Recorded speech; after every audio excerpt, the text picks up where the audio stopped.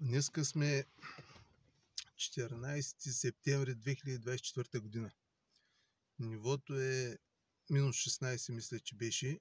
Продължава да пада още малко, обаче отгоре гледам вече вчера и днеска дига вода и сигурно ще дигне още.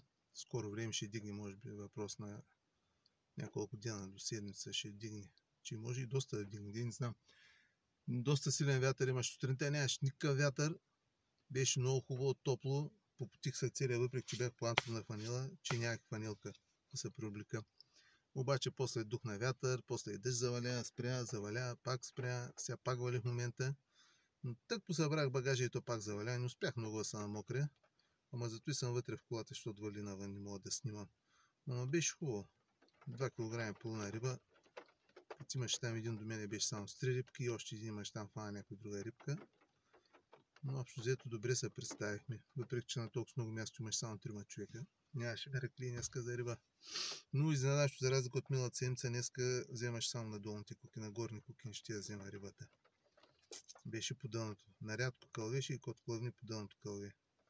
Като миналата седмица вземаше в неделята, особено вземаше доста на горните куки, не знам защо тъй. Рибата беше горе. Но пък денят беше страхотен. Въпреки че заваля дъжд, но пак е добре. Общо взето утре ще се пробваме пак, кое е рекал Господ, живот и здраве. И така.